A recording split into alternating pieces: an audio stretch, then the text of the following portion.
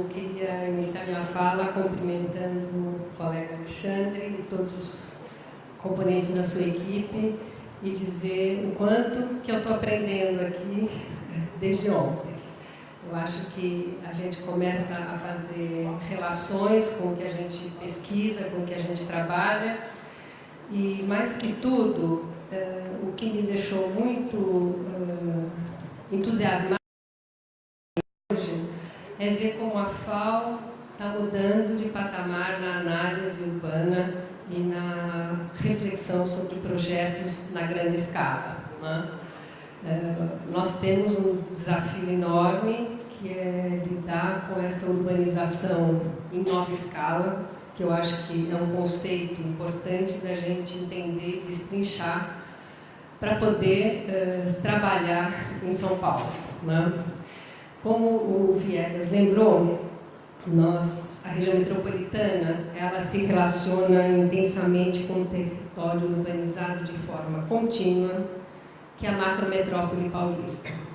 Ela envolve as 4 regiões metropolitanas, sendo que a quarta é a região metropolitana do Vale do Paraíba e do Litoral Norte, recém-instituída esse ano, e aglomerações urbanas como Sorocaba, Bragantina, São Roque, enfim, um território de 50 mil quilômetros quadrados, onde reside aproximadamente 30 milhões de habitantes e que concentra 73% da população do estado, uma taxa de urbanização de praticamente 95%.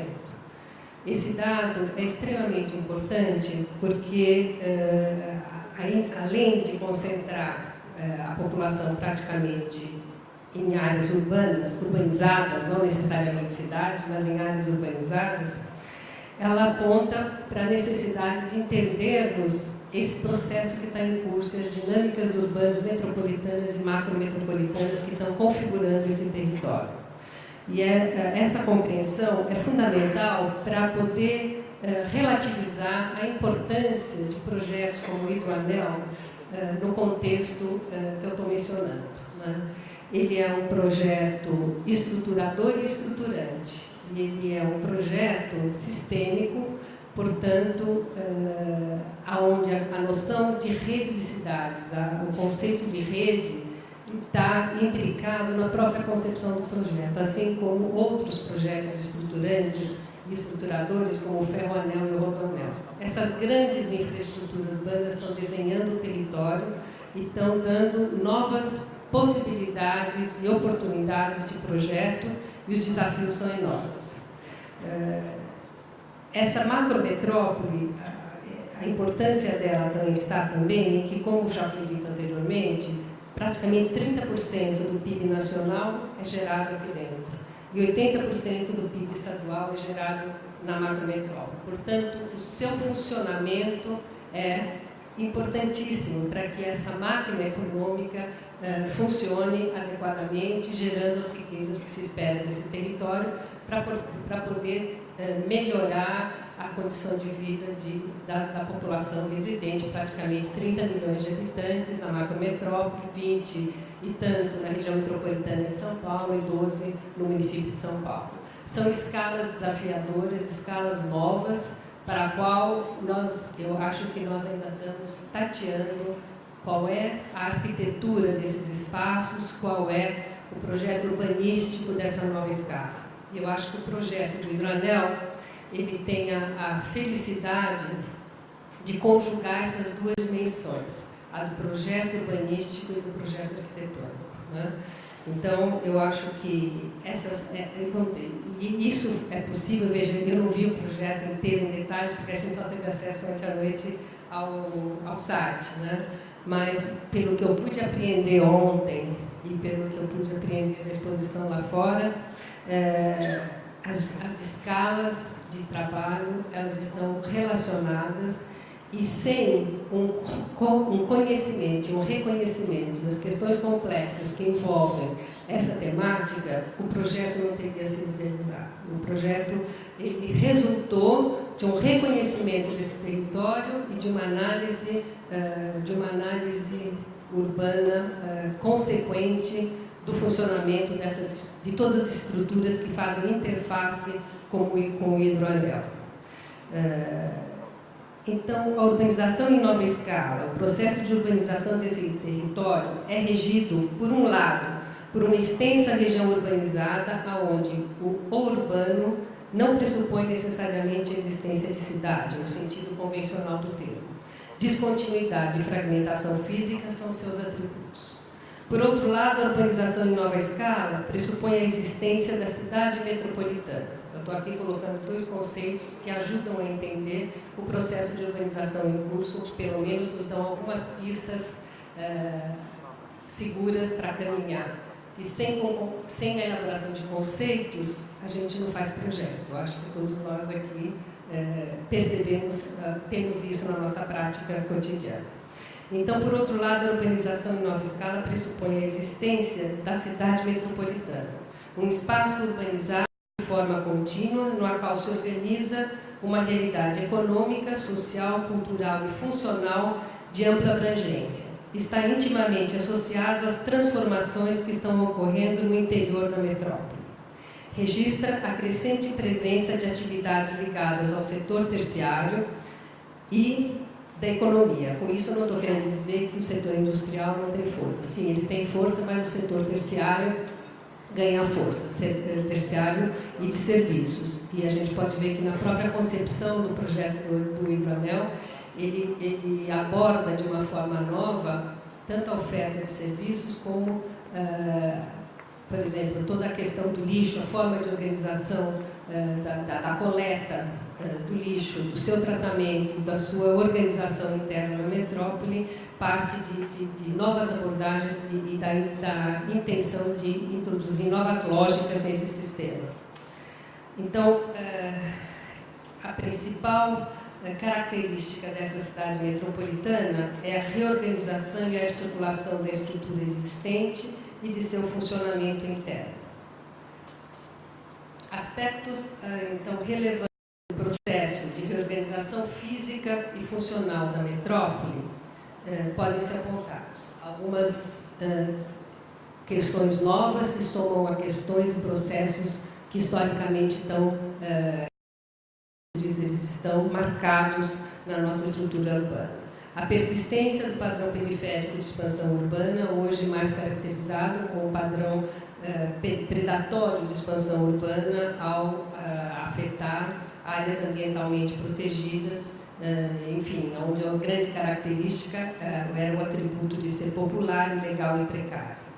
A convivência no interior da metrópole de territórios modernizados e precários. A constatação de que o setor imobiliário variou sua forma de atuação nos espaços periféricos e que hoje o seu visível avanço cria conteúdos novos de legalidade e qualificação, propiciado por obras públicas viárias e de transportes. Então, nós estamos num momento onde as periferias metropolitanas elas se apresentam como áreas de oportunidade para projetos, ao mesmo tempo que ela gera conflitos de interesse entre diferentes grupos sociais pela mesma localização do espaço, o que nos cria, vamos dizer, o que coloca, por exemplo, a diretriz do hidroanel de focar na habitação social como uma vertente do projeto, uma questão importante, porque ela vai,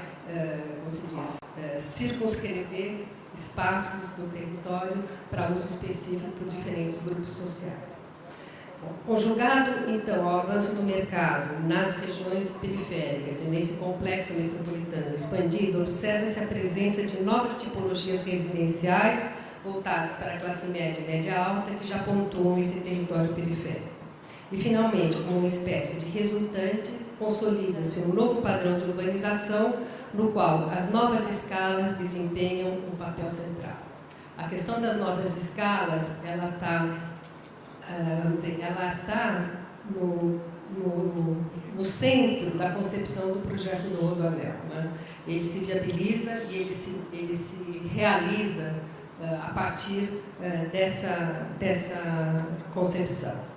Nesse contexto, ganham importância os diferentes sistemas de infraestrutura que têm a força de organizar o território a partir de novas lógicas. Então, a lógica da reorganização a partir do hidroanel, do papel que um ferroanel pode ter na distribuição de cargas dentro da metrópole. E em todas as suas escalas, porque a carga, por exemplo, que passa pela Estação da Luz vinda de trem, né, ela interfere na possibilidade de um atendimento mais eficiente do trem metropolitano. Então, todas essas interfaces e essas questões que a nova escala nos coloca, traz para o projeto urbanístico uma nova dimensão e uma complexidade muito intensa, né? O projeto do hidroanel se insere nessa categoria, pois responde, como foi dito ontem, a políticas públicas que buscam, desde os anos 90, introduzir novas lógicas na organização das cidades e metrópoles brasileiras. A Política Nacional de Recursos Hídricos do fim dos anos 90, que enfatiza a bacia hidrográfica como unidade de planejamento. A Política Nacional de Resíduos Sólidos, no caso do projeto do hidroanel, o conceito de carga pública, me pareceu muito inteligente a conceituação de carga pública, porque ela nos aponta para responsabilidades permanentes do Estado no gerenciamento dessa questão complexa, que se a gente associar a questão do lixo, a questão da escala da urbanização, a questão da região metropolitana hoje abrigar 20 milhões de pessoas, né? Então, a questão do lixo ela é uma questão maior. Né? E, nesse caso, a Política Nacional de Recursos de Resíduos Sólidos está atendida no projeto. E a terceira dimensão, que é a Política Nacional de Mobilidade Urbana, onde a questão como foi bem pontuado ontem, a questão dos deslocamentos e da mobilidade de carga e de passageiros no rodoanel também atende a essa política. Então, o projeto do hidroanel, ele não só é construído a partir do reconhecimento da cidade e da metrópole existente, mas da articulação ou como se diz, do casamento perfeito com as políticas públicas mais contemporâneas que visam resolver problemas ambientalmente, resolver problemas da área ambiental, principalmente na área urbana. Os problemas ambientais urbanos hoje passam pela questão do transporte, do congestionamento, do destino de resíduos sólidos e da própria, principalmente, da dimensão dada ao uso e ocupação do solo. As políticas de uso e ocupação do solo estão diretamente ligadas à sustentabilidade ou não da vida metropolitana e macrometropolitana. Então, eu acho que a gente esquece, que esquece ou é pouco enfatizado o papel que o uso e ocupação do solo tem na definição de uma metrópole sustentável ou não, né? E na medida em que o hidroanel ele redefine equipamentos, ele muda de escala, como já foi dito hoje, acho que pelo Ricardo, né? Que determinadas questões não se resolvem na grande escala, mas numa escala do município, numa escala menor. Então, esse raciocínio que vai da escala macro para a escala metropolitana, para a escala municipal, ela está contemplada no projeto. E ele só resultou em projeto urbanístico e arquitetônico porque ele mudou de escala. Né? Algumas questões são trabalhadas na grande escala e outras questões, elas necessariamente precisam aterrissar no território, elas precisam ter um perímetro definido de intervenção para elas virarem projeto urbano. Né? Então, eu não olhei com atenção o projeto inteiro, mas eu vi ontem que existem perímetros claros definidos, onde projetos de equipamentos são definidos e são articulados a uma visão mais ampla de conjunto. Né? Então, eu acho que aí, vamos dizer, um grande mérito para mim do projeto é o método de análise, é o método de trabalho, é o método de abordagem das questões da grande escala. Eu acho que isso a gente está... o projeto nos mostra que nós já estamos... O Hidroanel nos mostra que nós já estamos aprendendo a lidar com a grande escala e que essa escola está preparada, ou seja, que pelo menos o currículo da FAO procura hoje atender às grandes demandas que a região metropolitana nos coloca e os grandes desafios que a macrometrópole nos está colocando diariamente, né? Então, voltando para as 3 políticas que o projeto responde, a questão da mobilidade urbana, ela está contemplada ao valorizar o modal hidroviário no sistema de transporte de passageiros e cargas da metrópole. O projeto do Hidroanel busca, na articulação das diretrizes oriundas dessas políticas, a formulação de um programa e um projeto urbanístico. Eu acho que o que eu aprendi da apresentação do Alexandre ontem foi que foi necessário montar um programa de intervenção para, a partir desse programa, poder chegar a projetos urbanísticos e a projetos de equipamentos, etc. Então, o programa, eu não sei se eu estou correta, depois é até uma pergunta que eu faço. Uma interpretação, provavelmente, do termo de referência ao qual vocês responderam, foi a montagem de um programa de intervenção, né? Esse programa foi o resultado de uma análise feita do contexto e das questões que o Hidroanel vem resolver e propor, né? Então, a grande força, então, do projeto é o seu comprometimento com a sustentabilidade urbana ambiental. Ele deu forma a diretrizes de política urbana. Eu acho que ele dar forma, configurar o território, é uma atividade própria do arquiteto urbanista. E isso é o que essa escola tem que ensinar para todos nós, que são os produtos que têm que sair dessa escola.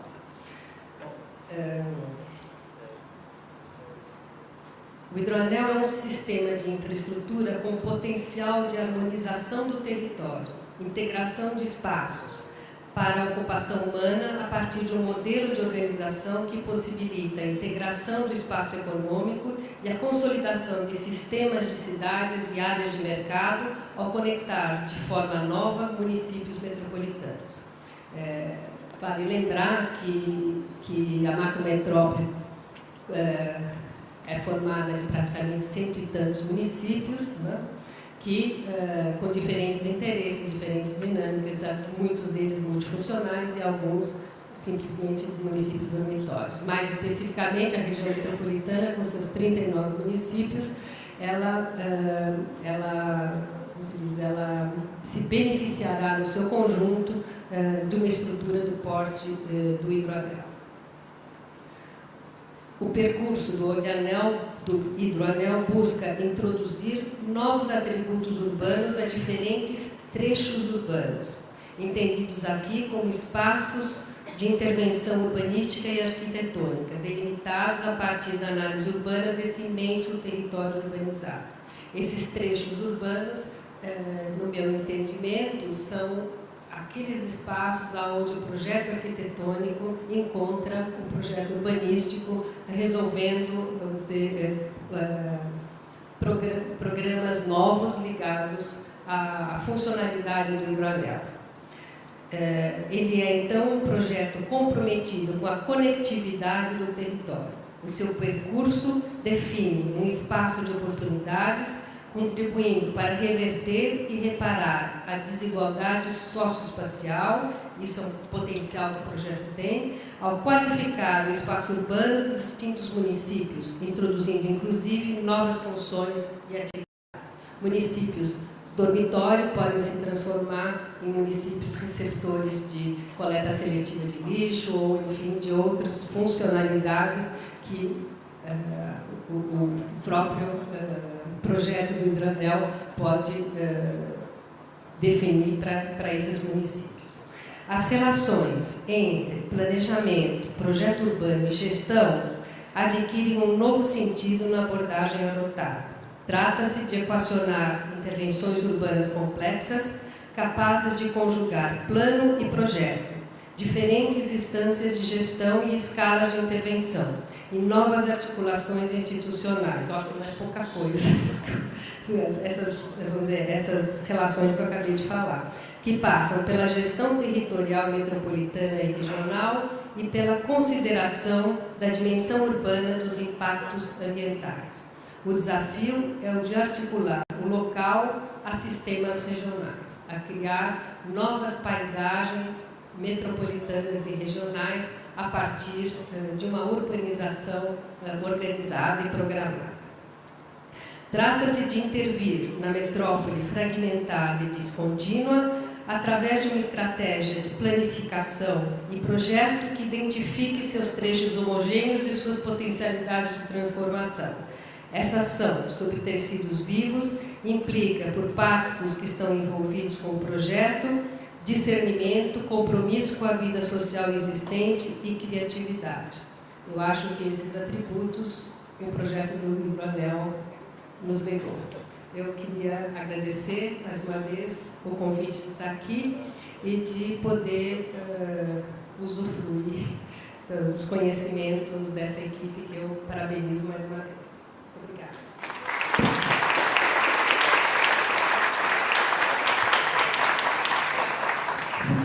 Boa tarde, eu queria agradecer ao Alexandre e aqui a FAO pelo convite. É uma oportunidade para mim muito interessante, um desafio, mas até uma oportunidade de conhecer o trabalho e de bate-pronto vir discutir com vocês.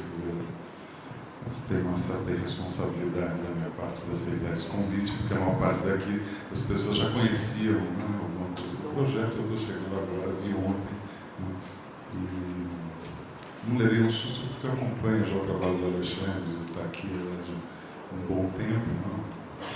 Então foi curioso ver o resultado desse momento, desse esforço. E acho que, de cara, eu gostaria de dizer que o papel nosso na universidade é exatamente esse, fazer essas coisas. Quer dizer, a gente tem que conseguir articular os recursos possíveis para trazer uma perspectiva, para as nossas cidades, para a nossa sociedade. Isso vocês fizeram muito bem, com consistência. O que vai acontecer daqui para frente a gente não sabe. Acho que a gente tem aqui que refletir sobre um pouco potencialidades, características desse trabalho, desafios e principalmente possibilidades de desenvolvimento em alguns aspectos que eu gostaria de ressaltar. Bem, eu estou aqui, eu coordeno esse projeto de pesquisa, o Redes de Infraestrutura como Estratégia Urbanística, lá no Instituto de Arquitetura e Urbanismo de São Carlos, e tem um grupo de pessoas que já trabalharam comigo, continuam alguns que estão trabalhando comigo na pós-graduação, aí são só o pessoal de mestrado e doutorado, curso de iniciação científica aí, fica meio grande. Mas então esse projeto ele vem tendo um apoio reiterado do CNPq e algumas bolsas FAPESP e CAPES. Eu quis listar, porque é com eles que eu venho refletindo essas questões. Primeira questão que eu queria ressaltar é um aspecto sobre essa recorrência do tema da água como meio de deslocamento aqui em São Paulo, como possibilidade de deslocamento, e essas duas imagens que todos estão muito cansados até de ver, mas que ela volta sempre em muitas publicações, estudos, são recorrentes. Quer dizer, em cima a inundação, a tela do Calixto, da inundação da Várzea do Carmo, e o plano, esse destaque em azul, da área alagável do Tietê, feito pelo Saturnino Brito e a Comissão de Melhoramentos no começo do século, 1924. Bem, de uma certa maneira, a gente, ao olhar essas duas informações, parece que elas corroboram com a ideia de que a navegabilidade seria fácil. E acho que o primeiro desafio é esse. como se mantém a linha d'água para permitir uma navegabilidade. Eu, por alguns motivos de convênio, eu acabei passando algum tempo em Hamburgo, até com alguns alunos daqui. E qual que é a diferença, né, desta situação, né, com a nossa? Né? Quer dizer, Hamburgo está no nível do mar. Né? O rio segue a 70, 100 quilômetros para dentro, né, do continente. Há uma pequena elevação, depois, onde se faz essa parte mais de uso urbano, né, em relação ao rio, uns 15, 20 metros, mas é plano. Né? Ou seja, os barcos de grande calado, inclusive agora os barcos com container, chegam até o porto. Né? Então há toda uma estrutura, né, aqui, né, toda a são dársenas em áreas de porto. Uma simples mudança tecnológica, que foi a introdução do container, né, fez com que, daqui para cá, por alguma condição que é impossível de ser dragado, essa área inteira de porto ficasse obsoleta. Todo o porto se resumisse aqui. Né? E isso permitiu que colocou o desafio que essa área fosse urbanizada. Né? Então, a gente tem aqui o antigo porto de carga transformado em porto turístico e de transporte público. Né? Isso aqui são barcas de transporte público. Né? E uma parte desse porto é na Hafen City, cuja urbanização é nesse padrão. Eu acho importante associar assim, o fato, a água está lá, né? E há uma mudança tecnológica no funcionamento da navegação no mundo que altera completamente a configuração da cidade. Todos os projetos da Hafen City, né? A própria questão da ocupação da área de retroporto, né? Está colocada por esse fato que está lá. Aqui nós vamos ter que criar. Mas eu não acho difícil que a gente crie, porque depois essa imagem para a gente lembrar, porque a gente fez o sistema hidroelétrico ali, revertendo, alimentando a Billings, isso no começo do século XX, entre 27 e 37, em 10 anos nós conseguimos criar essa situação para gerar energia. Por quê? Porque a geração de energia sustentava todos os investimentos, os esforços técnicos, demandava concretamente esse problema. Então, essa é uma primeira questão, essa relação entre o esforço para manter a lâmina d'água, a navegabilidade, porque ela não é dada naturalmente para nós como se nós estivéssemos no mundo do mar. A segunda questão que me chamou a atenção desde o começo, quando eu vi o seu doutorado, o seu anel, é a persistência do anel. Então, eu não vou xingar o Prestes Maia, mas eu acho que o Prestes Maia, ele trouxe para cá, criou um modelo, trouxe um modelo de uma cidade de expansão limitada, monocêntrica, que vai tendo essa expansão por radiais, diametrais e perimetrais. Que a gente não consegue se livrar desse modelo. Eu acho que tem alguns aspectos sobre esse modelo, né, que seria interessante a gente pensar sobre a sua persistência em quase um século, 90 anos, não, 80 anos. Virando ele de ponta cabeça, né, colocando seja o norte para cima, e a gente pensando o famoso quadrante sudoeste do Flávio Vilaça, ou seja, a área que teve maior privilégio de investimentos em infraestrutura viária na cidade de São Paulo, a gente vai ver que o plano originalmente não era tão assimétrico. Né? Mas se nós fazemos um levantamento do que estava implantado no começo dos anos 50, nesse mapa, a gente vai ver que o quadrante sudoeste teve, naquele momento, um grande investimento, maior do que o restante da cidade. Ou seja, os planos se implantam de acordo com determinados motes e determinados interesses. A gente tem que olhar um pouquinho para trás pensando o que pode acontecer E olha, veja que a cidade, naquele momento, estava nesse processo de urbanização. Bem, há uma grande referência para todos nós, que é a tentativa de reversão do modelo radioconcêntrico proposta pelo CUB em 68 e 69, né? E que propõe essa malha direcional, geométrica direcional, de vias expressas, né? Cada quadrado desse teria entre 5 por 5 quilômetros, né? Criando uma certa homogeneidade para todo o território. Seria uma condição de locomoção homogênea, né? Para permitir que eu pudesse, em meia hora, 40 minutos, me deslocar pela região metropolitana inteira. Ou seja, eu pudesse, não precisasse morar perto do meu trabalho, eu pudesse deslocar com facilidade, né? Era algo da ordem de, eu não me lembro agora, se era 700 quilômetros de vias expressas, mais 450 quilômetros de metrô e trens de subúrbio, se não me engano era isso. O projeto do metrô era um desenvolvimento do projeto da HMD, era uma proposta um pouco além, né? E disso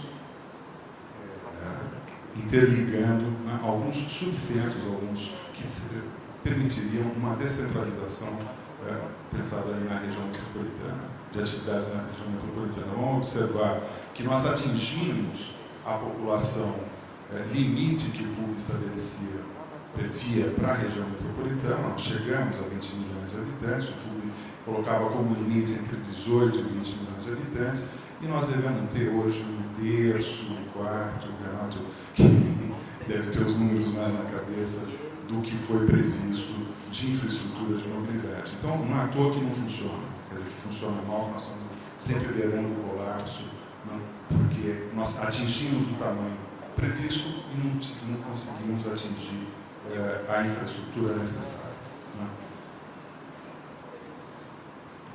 E o que nós temos, não, hoje? Eu acho que esse trabalho, assim, saiu ali a referência. Isso é uma das pranchas da tese do Fernando Melo Franco sobre a construção do caminho, não?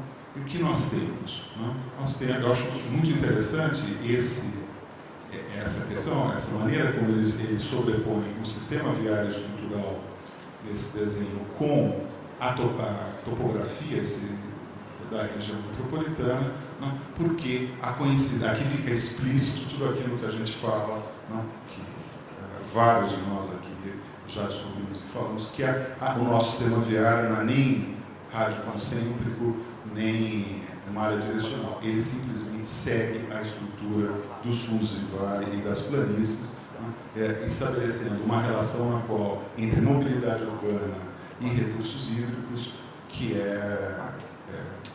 não sei se um dia nós vamos conseguir nos livrar dela, mas que é a causa de todos os grandes problemas que a gente enfrenta nos nossos verões. Bem, mas estamos aí, né? Como um anel equilibrado, mas uma grande concentração nesse troncal, aqui, né? E com todas as avenidas e fundos de vale que estão alimentando esse troncal, né? Com uma rarefação de infraestrutura na Zona Leste. Bem, um segundo aspecto, um terceiro aspecto que eu queria destacar eu estou chamando duas escalas, vocês chamaram mais escalas do sistema propósito. E vamos comparar de novo, voltando a esses planos, né? Como esses planos, que tinham essa grande estrutura, trabalhavam essas diferenças de escala. Bem, aqui o modelo, né? E aqui uma seção, um perfil transversal de uma das artérias, né? No qual a gente pode, inclusive, encontrar o sistema de bondes no canteiro central, junto ao canteiro central, né? E o metrô embaixo, né? Acho que o plano previa, sempre a pergunta é por que isso não se implanta, não se implantou. Mas há um controle uma previsão de como que essa cidade, uma proposição de como essa cidade se daria, né? E essa cidade prevista com essa estética, né? Ela se realiza, na verdade, como uma cidade já com configuração, com feições modernas, né? Que é Avenida Ipiranga, com prédios já de arquitetura racionalista nos anos 40, final dos anos 40. Né? Ou seja, num plano, quando a gente prevê a arquitetura desse plano, o que se realiza sai fora do nosso controle, porque o tempo de duração desse plano é muito mais longo. Né? Também o PUB tinha uma relação de arquitetura, não vou dizer de arquitetura, mas de escala mais palpável, né? Como o plano de avenidas. Ele propunha isso, a coisa mais interessante, me parece, do PUB, que ao longo das linhas de metrô, né? Fazendo esse marrom aqui, nós teríamos nas paradas, nas proximidades das paradas, uma aglomeração maior de comércio e escritório, uma faixa de alta densidade residencial distribuída ao longo da linha, né? E aqui distante das duas estações, um conjunto de equipamentos de maior porte. Né? Quer dizer, esse modelo, essa ideia de descentralização, mas baseada numa cidade linear, né? Que se fosse, ela foi tentada aqui no PUB, teve presente, né? Nos primeiros anos pós-Maluf, né? O Maluf abandonou o PUB, e aí Figueiredo Ferraz retoma com Cerqueira César na IMURB e na Coordenadoria Geral de Planejamento, ele retoma alguns princípios do PUB e a gente vai encontrar esses corredores colocados já aqui no PDVI, e de tudo isso, né, o que chegou a se fazer projeto, né, de adensamento. Né? Aqui no Santana, aqui na região do Brás, né, aqui na Nova Vergueiro, né, aqui onde teve a maior implantação, no Jabá Conceição e o Jabá. Ou seja, de todo esse projeto, pouca coisa se realizou. E vamos observar desse projeto, que é um projeto que associava transporte de passageiro e o adensamento ao longo das linhas de transporte de passageiro para manter carregamento para o metrô, né, com uma certa ideia de manter esse carregamento. Depois foi se desenvolvendo, foi se obtendo esse carregamento de outros modos, na medida em que essa articulação entre várias instituições, mesmo durante o regime militar, era bastante difícil. Bem, aí temos o hidroanel. Como é que eu leio, né, essa articulação de escalas na proposta que vocês fazem? Né? Me chama muito a atenção esses trechos, esses esboços, mais do que os portos, porque acho que as questões de indústria e portos, ela coloca uma função que não depende tanto de uma urbanização lindeira. Né? Mas nesses pontos, né, junto ao... Aqui é o Estiva, qual que é esse? Taspeba. É o Taspeba.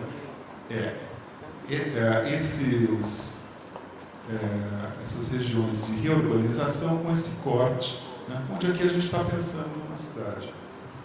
Está pensando numa cidade, está pensando numa diretriz de arquitetura para uma cidade. Né?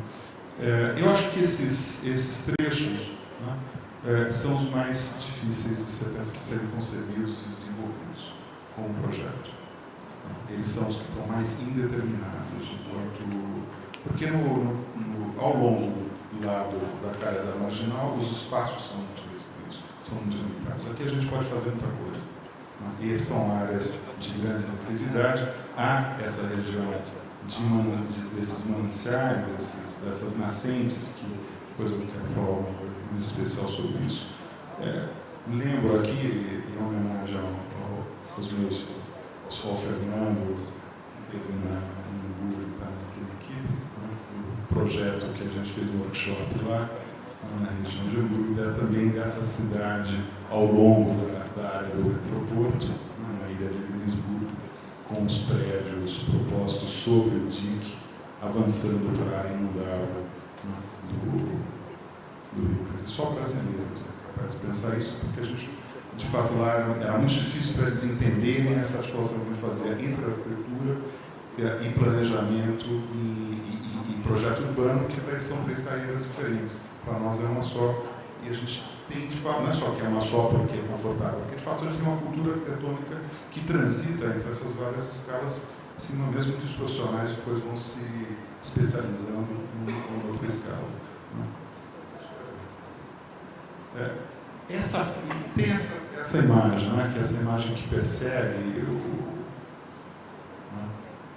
Alexandre e outras pessoas, que é essa imagem que tem uma origem, né, que ainda voltando para Hamburgo, a Praça d'Água, né, europeia, um trecho que não é o trecho do Porto de Carga, mas de ligação entre os lagos e os canais que circulavam na antiga Braga.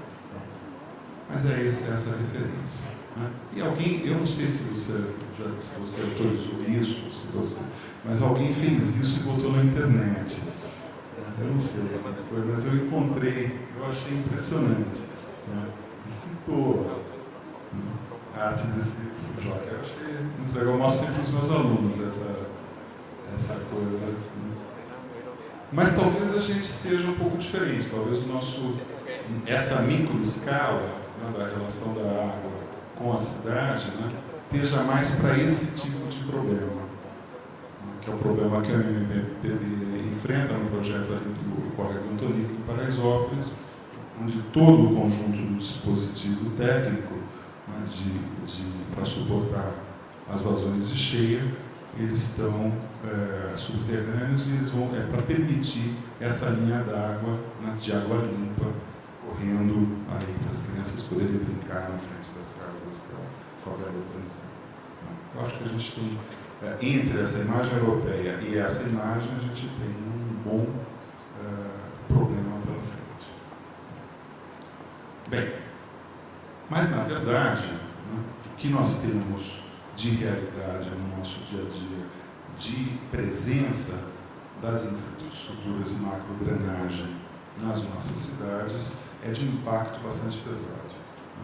Eu, por esses dias, estava andando na ciclofaixa e resolvi descer lá no piscinão das águas espraiadas, né, e dar uma olhada mais de perto como é que estava a coisa. Né? Então, você depara com esse tipo de equipamentos, né? Esse é o vertedouro do piscinão. Né? Uma situação tinha tido uma cheia nos últimos dias, né? De um muro, isso aqui deve ter algo na ordem de uns 20 metros, se não me engano, é isso, né? 15 a 20 metros. Né? E a câmara maior que se alaga aqui, é isso, o cheiro é insuportável. Né? Mas isso não impede que num nível um pouco mais elevado do piscinão esteja cheio de quadras e cheio de gente da vizinhança morando, mesmo lá, brincando, jogando, mesmo 1 ou 2 dias depois de ter tido uma cheia excepcional que tinha alagado também essa câmara, a câmara superior. É uma espécie de reversão, de inversão do padrão de ocupação. Você já conhece isso aí, vou ficar repetindo. Bem, eu acho que existe uma questão que está sendo tratada, pelo menos na discussão aqui, que é relacionada a um aspecto que eu vou tentar ser rápido com isso, que que está acontecendo, a discussão é pública nesse momento, que é a vigência ou não de certos dispositivos do Código Florestal nas áreas urbanas, em especial as áreas de proteção permanente, que estabelecem faixas de revegetação ou de preservação permanente ao longo dos cursos d'água, mais ou menos proporcional às suas larguras.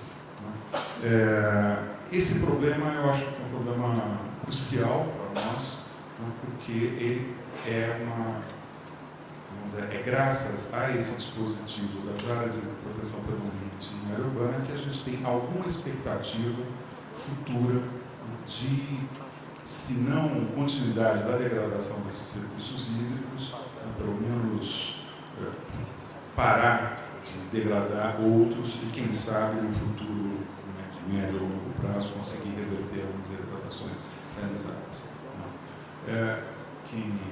Não foi só porque o Chico está aqui, mas é porque eu gosto de pedir essas imagens para ele faz muito tempo. Eu confesso que eu fui despertado por esse problema, por esse projeto, que era do concurso das marginais de 1998, da floresta urbana, né, do Chico e do Carlos Leite, ali ao longo da marginal do Tietê, essa imagem provocadora, né, essa outra, que seria revegetar, a principal intervenção, revegetar as margens dos nossos rios. Isso é uma coisa que naquela época ficou na minha cabeça, né? Eu estava estudando, estava muito interessado pelo trabalho do Chassel, né, que tem vocês conhecem o livro dele, quer dizer, esse trabalho que ele fez ao longo nas lagoas Jacarepaguá e Barra da Tijuca, de recuperação de áreas que tinham sido invadidas, né? Isso aqui é derrubar essas invasões, refazer o terreno, plantar, escolher a vegetação e plantar, né? Para que o mangue fosse se recompondo. Ele não chamava isso de renaturalização, ele chamava isso de um processo de ecogênese. Eu acho que isso é uma questão muito importante a gente pensar. Você não renaturaliza nada, você repensa como que pode, né, ressurgir um ecossistema que seja próximo, que ele nunca vai ser o original, mas seja próximo do original e que possa cumprir a função ambiental que aquele ecossistema realiza, né? Que a ideia é sempre interessante de trabalhar com faixas, né? Faixa de recomposição, depois uma faixa de paisagismo que faz o amortecimento entre a área urbana e a área de recomposição. Isso é importante porque você não vai chegar com a situação de mangue original seco junto às casas, junto à avenida, porque a situação de mangue é mal cheirosa, tem bichos, tem mosquitos, tem um monte de coisa. A situação de natureza não é tão agradável para o nosso modo de vida urbano. E eu vou mostrar para vocês 3 projetos que nós fizemos em São Carlos, quando estava na Secretaria, movidos por uma decisão judicial que nos obrigou a implantar, a realizar ações de recomposição das áreas de proteção permanente junto aos córregos, revendo projetos que as gestões anteriores da Prefeitura tinham realizado para os nossos fundos de vale. Isso foi coisa que são coisas pequenas, a cidade é uma cidade de 250 mil habitantes, mas eu acho que é interessante trazer, porque às vezes numa cidade pequena você consegue experimentar coisas que você numa cidade que tem o nível de problema que nós temos aqui, não vai conseguir. E eu acho que tem semelhanças e problemas com as situações das áreas mananciais. Só que foi uma provocação que a gente fez para o Ministério Público quando teve a condenação, que nós mesmos tínhamos movido, que um grupo nosso tinha movido quando a gente era oposição, daí a gente ganhou a eleição, um mês depois a gente foi condenado pela ação que a gente tinha movido. Coisas da vida. Você não podia recorrer, óbvio, você recorrer contra você mesmo, não dá. E eu fiquei eu não coordenei esse processo, mas eu fiquei coordenando os projetos de revisão, a parte mais técnica dos projetos. Então a gente fez esse desenho que seria, na cidade, né, você recompor todas as áreas de proteção permanente. Você teria um seccionamento da cidade, você criaria uma outra malha, né, e como é que vai? E aí, aqui alguns croquis de como poderiam ser relações de interação, de limites entre a área urbana e esses fundos de vale recompostos. Que tipo de trabalho, que tipo de malha urbana, como se construiria as travessias, como se poderia criar uma hierarquia de sistema viário ou afastamento do sistema viário. Bem, a gente tinha um anel viário, dito anel, também aqui com diametrais nesses 2 sentidos, algumas radiais que eram antigas estradas rurais, e trechos interrompidos, incompletos desse anel viário. Eu vou mostrar 3. Aqui é o primeiro que a gente teve licenciamento do DPRM, no qual a APP está aqui, e a gente conseguiu desapropriar algumas áreas e afastar o viário, né, para fazer aqui. Há um aspecto muito interessante aqui. Essa apropriação não foi feita por valor de mercado. A gente conseguiu que a Justiça reconhecesse que uma área de APP não pode ter um valor imobiliário pleno. Ela é uma área que não se pode construir. Você pode desapropriar e tiver uma emissão de posse para poder fazer as obras pagando um valor irrisório pelas áreas. Então, isso para quem é gestor que está com esse programa nesse momento, eu acho muito importante pensar isso. Aí já o parque recomposto. com a pista antiga que existia, encostada, e a pista nova afastada. Né? Que na segunda situação também afastou, não dava para afastar aqui, afastou mais e criou um parque nesse ponto. O parque hoje é coisa simples, mas eles vão ser trechos de 500, 600, 700 metros. Né? E teve um trecho que a gente pôde rever e retirar a avenida daí. Né? E era porque não havia necessidade, era possível refazer a conexão desse setor com um outro desenho. Né? E aí já estava tamponada, né? Que já tinha canais, está muito perto da nascente, é um córrego pequeno. Né? E a gente fez aqui sim o tamponamento e a renaturalização desse trecho. Então, quando a gente fala renaturalizar, destamponar, parece que você vai arrancar o canal e vai estar o córrego lá embaixo. Né? Não está. Né? Está aqui, ó. Isso é obra, né? De tirar, de destamponar. E aí a gente tinha um projeto, a gente conseguiu recurso, teve bacia, tudo. Ó, aqui é o esgoto. A gente não sabia que era lançado direto. Então teve que fazer essa receptor. Aqui era solo, tudo furo.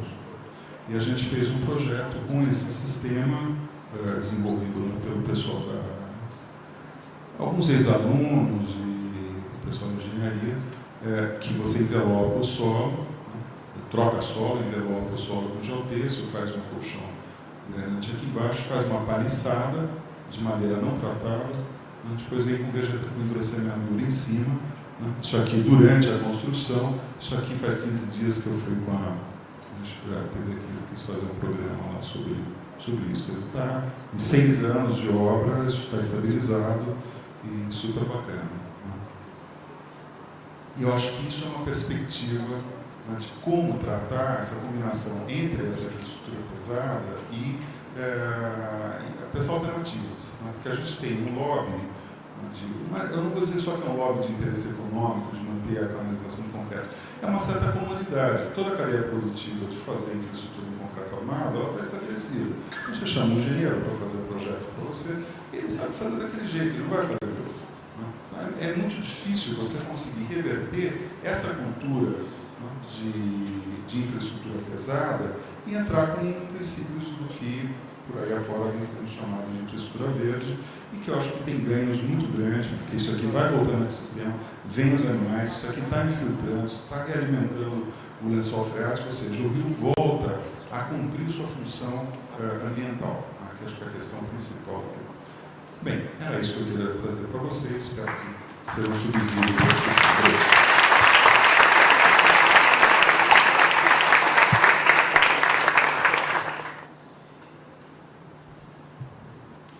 Professor Mário.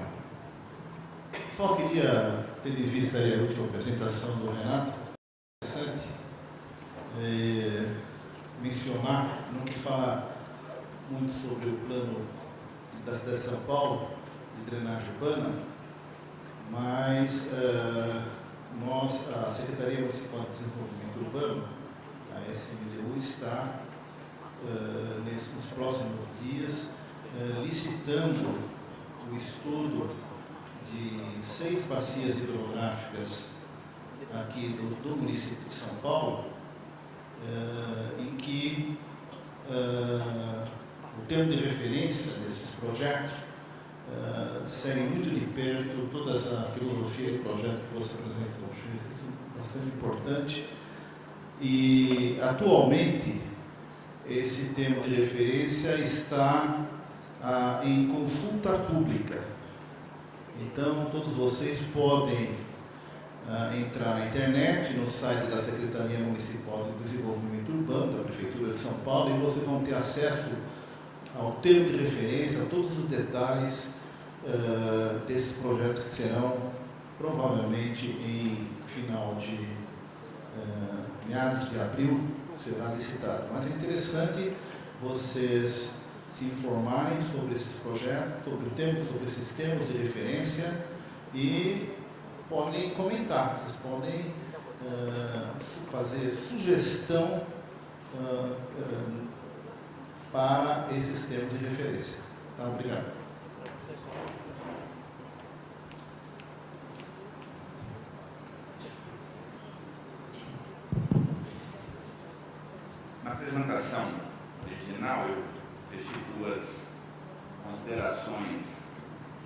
passado, eu queria deixar aqui registrado, como eu sei que os alunos vão trabalhar ao longo desse ano, eu ia sugerir que, não sei como é que é a dinâmica, mas que fosse pesquisado o final desse projeto que foi apresentado, mencionado aqui, da reversão do Rio Pinheiros e o destino dele. Eu não vi ninguém mencionar, e não vejo ser muito mencionado, mas no fim da linha desse projeto era um teleférico que ligaria a Crista da Serra à Lagoa, lá em Santos. E com uma curiosidade muito grande, uma curiosidade, é de que o bondinho desse teleférico, ele media 20 pés por 8 por 8. Uma curiosidade, esse é o tamanho de um contêiner pequeno. Ou seja, nesse projeto que nunca foi executado, na verdade, foi um precursor 50 anos antes do contêiner. Seria um contêiner que desceria da Crista da Serra até lá o Porto de Santos, na Lagoa. Eu acho que isso precisava ser recuperado na medida em que está sendo estudado esse tema.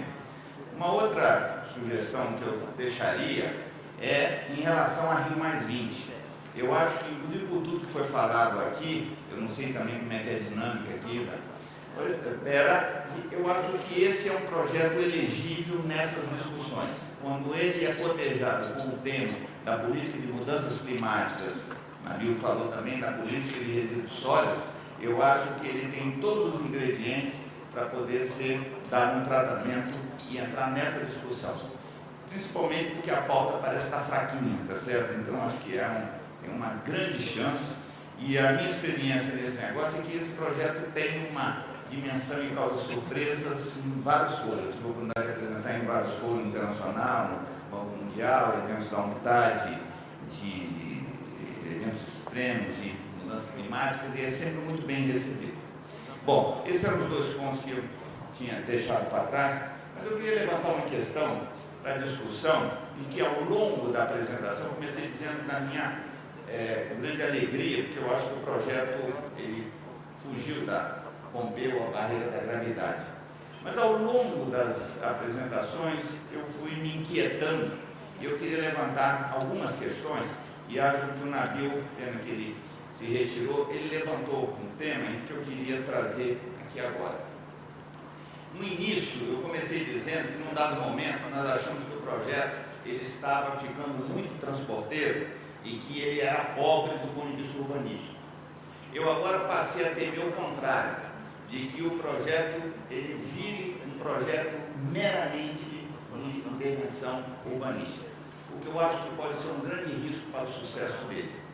E eu digo isso porque eu só creio nisso, quer dizer, tendo andado, conversado, discutido isso já bastante, eu só creio na possibilidade da implementação dele se ele for implementado nas suas múltiplas funções. Já falaram aqui, o Ricardo colocou com do escopo, cada um usou uma expressão diferente, mas é esse mesmo sentido.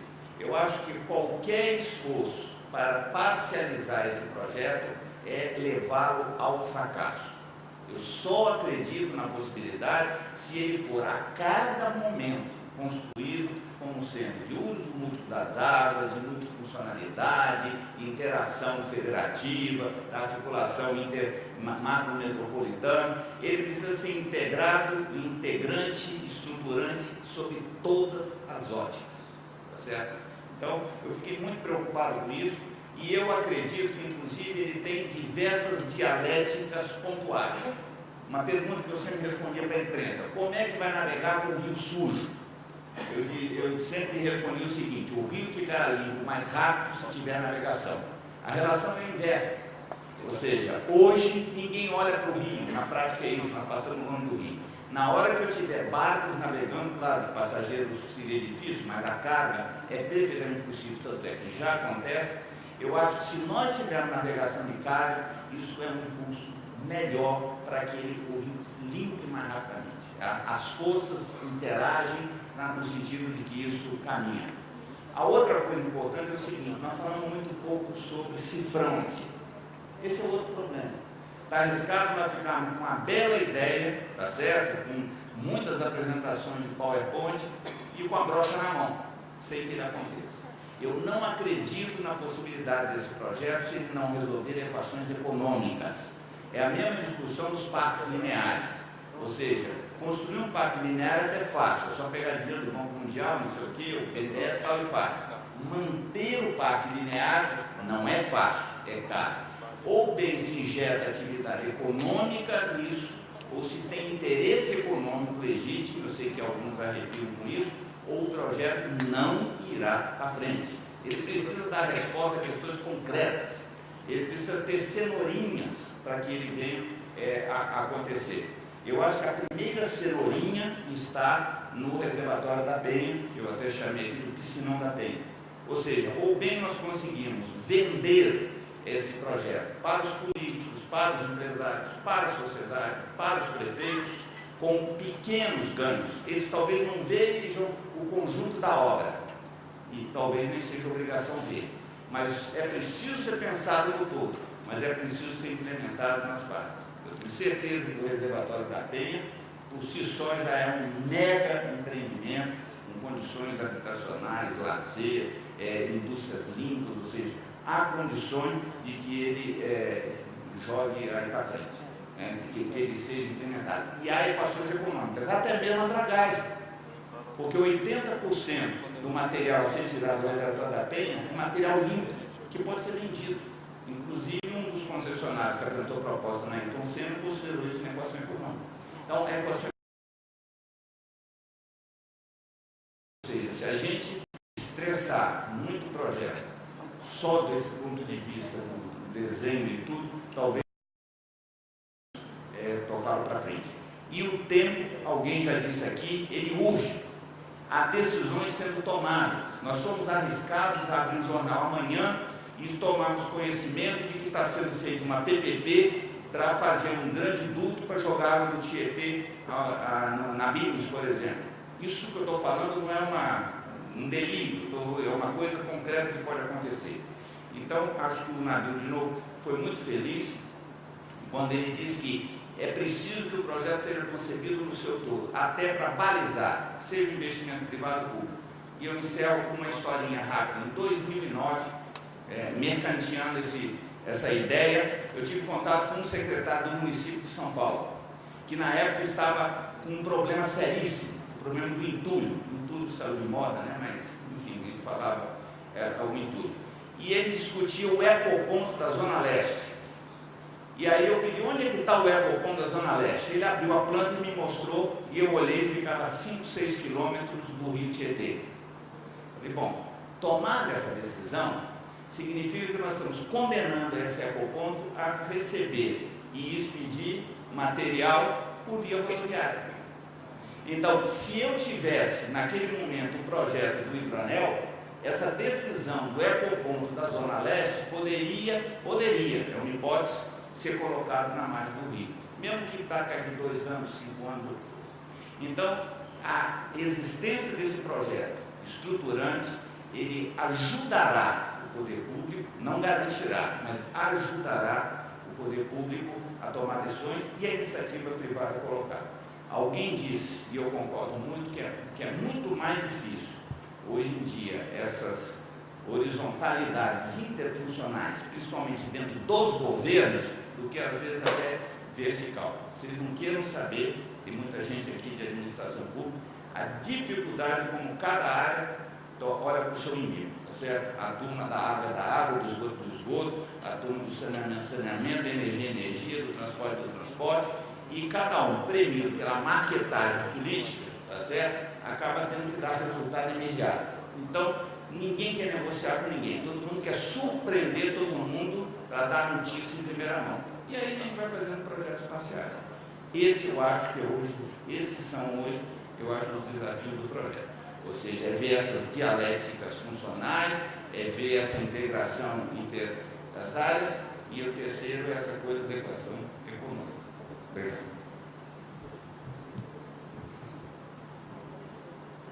Acho que a Marta tinha pedido a palavra. Depois o Ricardo também quer. É que as questões que o Fred colocou me lembraram no ponto que eu ia perguntar para os meus colegas, inclusive, da elaboração do projeto, se é possível tudo aquilo que não pode acontecer para que o projeto se realize, porque é um parâmetro de referência para o acompanhamento social do projeto, para a participação social, enfim, os interesses da sociedade podem estar definidos, aliás, apoiados.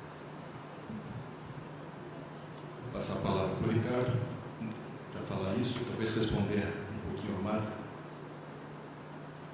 Bom, talvez, Marta, a questão que a Marta levanta é extremamente complexa e multifacetada. Eu vou responder, tentar fazer uma consideração sobre uma das dimensões, que é a dimensão econômica, e que foi levantada também pelo Fred. Quer dizer, eu acho muito importante a gente ter coragem de levantar aspectos polêmicos de uma iniciativa como essa. Tá? Especialmente aqui nesta casa, na FAO, onde existe uma grande prevenção cultural contra as associações de empreendimentos públicos e privados.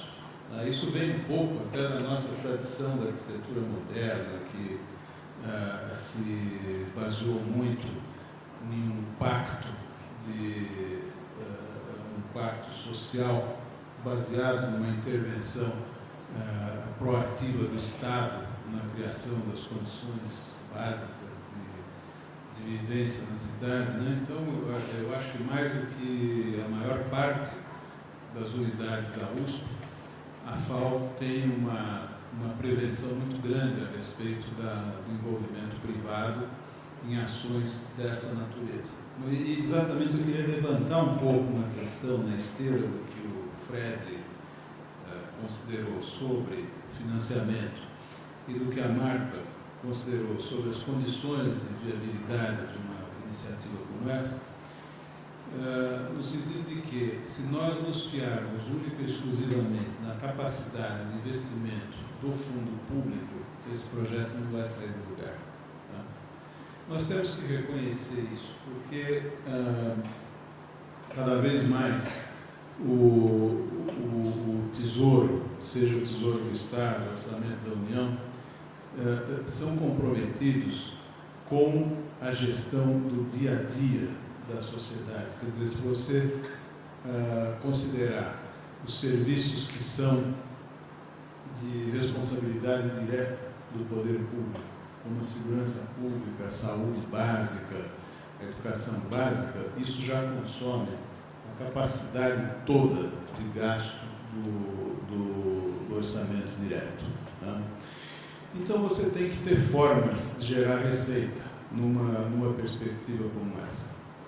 No passado, grandes intervenções foram feitas com capital privado, mas sem um controle público adequado. Então, se nós tomarmos, por exemplo, está na história que nós estamos discutindo hoje, a retificação do Rio Pinheiros, a retificação da marginal do Rio Tietê, no trecho central. Todas essas foram iniciativas conjuntas de um grande complexo multiscopo que ofertou toda a infraestrutura de São Paulo nos primeiros anos, nas primeiras décadas do século XX, né, que era a Light. A Light, ela gerava e distribuía energia elétrica, gerenciava e distribuía a iluminação pública, o serviço de bonde, a drenagem urbana, a macro-drenagem, porque não fosse o projeto da Light de retificação de margens, você teria os principais rios de São Paulo com enormes várzeas, com enormes planícies alagadiças. Tudo isso ela fez numa visão multiscopo. Eu não estou defendendo, não, mas estou só contando a realidade. Quer dizer, então o que acontece? Com a retificação das margens e o ganho imobiliário potencial daquilo, ela conseguiu internalizar esse ganho e, muito mais tarde, realizar um lucro enorme, porque quando a Eletropaulo foi formada, houve uma cisão da Light e uma parte imobiliária dela ficou com uma empresa chamada Brascan, que era uma empresa que juntava os recebíveis dela nessa parte imobiliária. E disso resultou, dentre outros, a própria urbanização da Berrini, que aqui todos vão considerar que foi um dos grandes negócios imobiliários de São Paulo, né? Então, quando nós cogitamos hoje de articulações público-privadas em torno de projetos dessa natureza, tecnicamente, a gente está lembrando disso que foi feito. Agora, em termos de controle social, de controle público, a gente não pode voltar àquela fórmula. Quer dizer, o que aconteceu com a Light? Primeiro, houve um grande maniqueísmo, quer dizer, ela foi considerada o povo canadense, o povo capitalista, etc. Isso aí tem que ser um pouquinho relativizado, havia muita paixão. Mas, ainda assim, Santos não eram, certamente não, e tiveram lucros extraordinários desta apropriação imobiliária. E o que se pode fazer hoje, no sentido de articular diferentes interesses, é ter um sistema de regulação e controle público que torne transparente esses recebíveis. Porque o que é uma parceria público-privada multiscopo? Ela vai procurar combinar intervenções que geram recebíveis, então intervenções que são lucrativas, que geram excedente econômico, com intervenções que não geram. Você pega o controle de inundações, a drenagem urbana, que o meu amigo Mário aqui é um expert, ela sozinha não gera recebível. E não adianta você botar taxa de drenagem específica, porque o contribuinte brasileiro e paulista já está absolutamente saturado de pagar imposto. Quer dizer, nós pagamos nós temos uma das cargas tributárias maiores do mundo. Então, você pensar em mais imposto é algo absolutamente irreal. Por outro lado, a complexidade dos problemas da macrodrenagem metropolitana é tal que ela não fica em pé unicamente com base no orçamento público. Então, é importante que ela gere recebíveis, mas você não gera recebível dentro dela. Então, como é que você faz para ela gerar recebível? Se você consorciar um empreendimento de interesse do controle de inundações com outro que gere recebível de outra forma, como, por exemplo, geração de energia ou recreação, quando você fala numa requalificação paisagística e ambiental das águas, você está falando em geração de recebíveis, porque nada disso é de graça. Quer dizer, aí realmente você pode gerar recebível nessa linha. Então, você começa a fazer uma equação que fecha, um projeto que fica em pé. Isso é importante a gente ter a noção. Você diz, bom, então você vai gerar o lucro para o privado? Mas é óbvio que vai. E em qualquer circunstância você gera lucro para o privado. Quando o fundo público licita uma obra e uma empreiteira ganha essa obra, essa empreiteira evidentemente tem lucro. Tá? Isso é básico. Numa equação desse tipo, o que você faz é tornar transparente as margens de cada uma dessas atividades e você estabelece critérios de uma repartição. Quer dizer, existe um pacto político segundo o qual o interesse público, o poder público redistribui uma parte desse excedente em benefício de serviços que, de outra maneira, não teriam como ser financiados, e outra parte, evidentemente, remunera de forma legítima o capital privado que entra lá.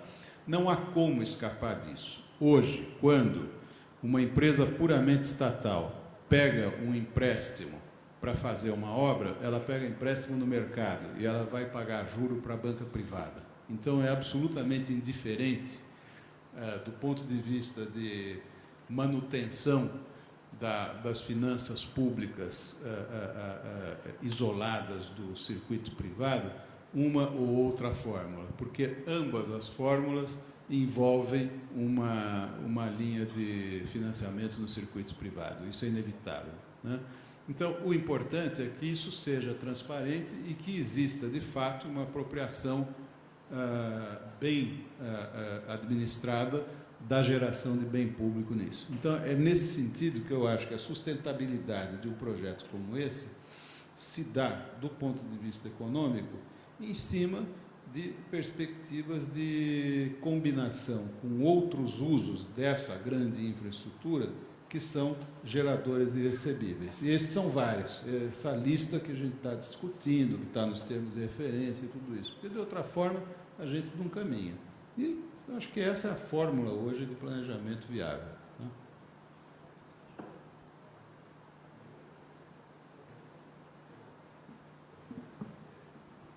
Bem, o Fred estava falando aqui, eu fiquei matutando um pouco, porque quando eu falei que isso é um desafio comparável à implantação do sistema Light, né, a gente estava falando de uma geração de energia que possibilitou o desenvolvimento industrial de São Paulo, né? Então, quer dizer, havia um mote econômico, claro, de rentabilidade do empreendimento, né? E eu minha questão é, quer dizer, por que alguém vai fazer essa hidrovia? Por mais que tenha vindo ontem o secretário explicar detalhadamente isso, qual é o motivo que conduz a esse investimento? Faz o Estado, digamos que ele consiga decidir homogeneamente, né? Mas vai lá o governador, junta com o presidente, e fala assim, nós vamos fazer a hidrovia em São Paulo. Por que alguém faria, né? A gente, claro, nós faríamos, não precisa convencer nós, precisa convencer o tomador de decisão. Então, qual é o nosso argumento para convencer um tomador de decisão? Então, o que está exposto até aqui, que é a questão de carga e esse tipo de carga inicial, que seria mais garantida, ela vem por uma equação complicada, né? Quer dizer, a gente tem um esgotamento das marginais, tem inclusive uma opção preferencial por tirar transporte de carga para manter a circulação de automóvel no período de pico. Isso é uma opção tomada, né? Eu ouvi vários argumentos contrários a essa no âmbito dos transporteiros. Eu frequento um pouco algumas reuniões de transporteiros, que me pareceram bem convincentes, né? Você tira uma jamanta que vai, de algumas toneladas, vai alimentar um supermercado, 2 supermercados, e é um veículo só, e você bota 20 VUCs, 30 VUCs circulando que nem mosca, né? Congestionando o trânsito. Quer dizer, será que é tão bom assim? Não sei, de fato, mas nós estamos em situação na qual, né, a questão de carga está na mira, né, como foi eleita comum, e nós vivemos a semana passada uma situação tensa na cidade em função da reversão do custo da reversão de logística de carga na cidade. A hidrovia atenderia um segmento muito específico dessa carga no primeiro momento, né? Esse mote, né, é suficiente. Sendo carga o mote, como que eu vinculo carga com urbanização? Né? Porque a gente pode falar, bem, a urbanização me dá uma rentabilidade imobiliária, né? Aí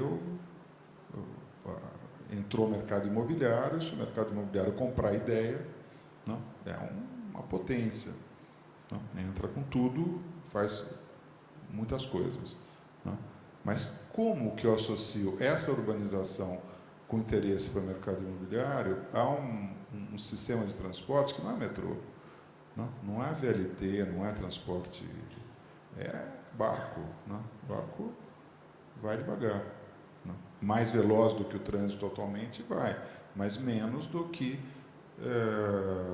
ferrovia e metrô, o transporte segregado. Então, eu estou falando assim, pensando alto a partir dessa provocação. Não quero criar argumentos contra, mas eu estou pensando um pouco como é que conversa que eu teria com o governador, falando assim, olha, se eu tivesse aqui 1 bilhão, eu vou investir em ampliar a rede de metrô para a Zona Leste ou vou fazer hidrovia? Então, nós estamos falando disso, né? Eu estou preocupado, não estou, eu gosto do projeto, acho é incrível, acho que a carga pode se sustentar, mas eu não vejo um investimento desse dentro de uma equação que ele se pague. Agora, eu coloco mais como uma pergunta, né? Ele se paga, ele consegue, do jeito que está colocado as cartas aqui, ele se paga, ou é um investimento que tem um dado de fundo perdido, porque há uma melhoria para a cidade, porque está colapsando o transporte de carga, porque vai liberar um monte de áreas com acesso com outra logística. Não sei, eu queria ouvir um pouco a opinião dos colegas de mesa.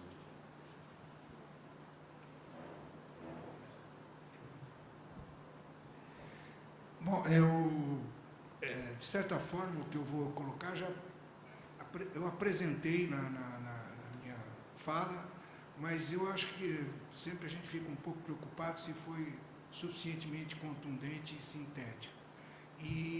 Então eu vou tentar responder algumas coisas que foram colocadas aqui pelos colegas de mesa, sempre reforçando algumas convicções que eu tenho. Então, o Ricardo disse e desenvolveu o pensamento dele sobre só fundo público não dá. Nós precisamos encontrar outras formas de equações econômicas, como o Fred disse, precisamos resolver essas equações econômicas para caminhar com o projeto. E citou os exemplos antigos.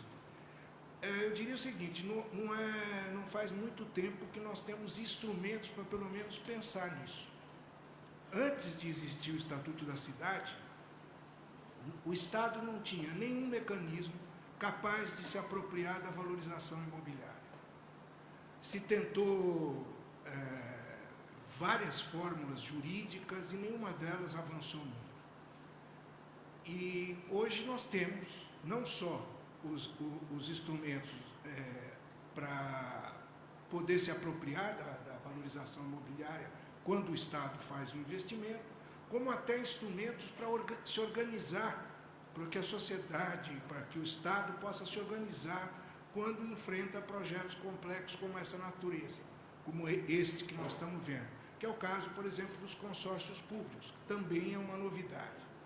O que eu acho fundamental, e aí eu acho que é uma obrigação, eu procurei registrar isso, obrigação da Secretaria de Desenvolvimento Metropolitano e, consequentemente, da Implaza. O papel fundamental, se perguntar para que ela está, para que existe, eu acho que é para lidar com a viabilização desses grandes projetos. Porque os projetos individuais, os projetos menores, cada setorial está tocando o seu. Então, nós estamos debruçados nisso e com um passo além que nós precisamos dar. Hoje, o Estatuto da Cidade, ele é estatuto para município, quer dizer, ele dá instrumentos para os municípios. Esses instrumentos são vários, mas se resumem no seguinte: eu a outorga do direito de construir, eu vendo o direito de construir, e com isso eu obtenho lucro daquele lugar que já recebeu um investimento e se valorizou. Por que se anda tão pouco? Pouco se vê, e quando se faz, você não vê aonde esse investimento resultou numa obra nova. Porque os municípios têm esse recurso que o Estado não tem. O Estado é quem faz os investimentos. Mas a iniciativa privada, o setor privado, precisa de garantias. E isso os municípios não têm. Os nossos municípios têm baixa capacidade de financiamento. O Estado tem recursos, tem, numa ideia numérica, nós estamos falando nessa gestão, em 85 bilhões de investimentos, sendo que 25 bilhões a mais pode ser investidos via PPP, que o Estado cumpriu as suas obrigações sobre lei de responsabilidade fiscal. Então, desses 25 bilhões de PPP, não tem nem 5 já com projeto encaminhado. Portanto, nós temos um campo enorme, e esse me parece muito atraente. O que precisa é desenvolver equações econômicas combinadas com estruturas institucionais, com estruturação institucional, em que permita juntar essa capacidade que tem o município de utilizar os instrumentos urbanísticos com o Estado, que tem a capacidade, tem organização, tem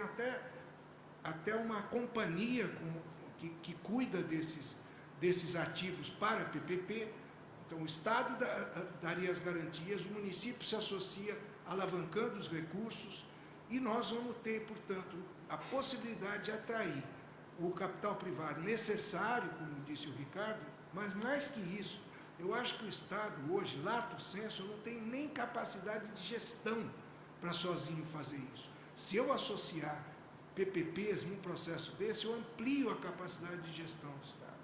Então, esse eu acho que é um compromisso que a Secretaria de Desenvolvimento Metropolitano tem que assumir, de desenvolver esse binômio equação econômica e estrutura institucional para desenvolver grandes projetos como esse. De um outro lado, o Fred disse da questão do projeto que precisa ser concebido como um todo. Eu não tenho nenhuma dúvida disso, e ele falou ainda mais, que a dificuldade da transversalidade, da conversa entre os setoriais é enorme.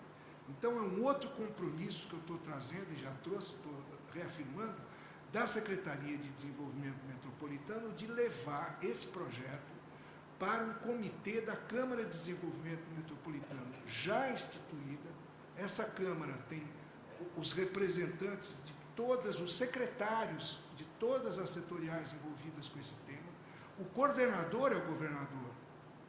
Então, se nós criarmos um comitê, e ele é organizado por comitês, então a ideia é criar um comitê que cuide, não do hidroanel, sem dúvida nenhuma, mas com uma visão já tratada e repisada do uso múltiplo das águas. Esse comitê sozinho vai ser capaz de desenvolvendo esse projeto, ter uma visão, uma voz una do Estado para ir e dialogar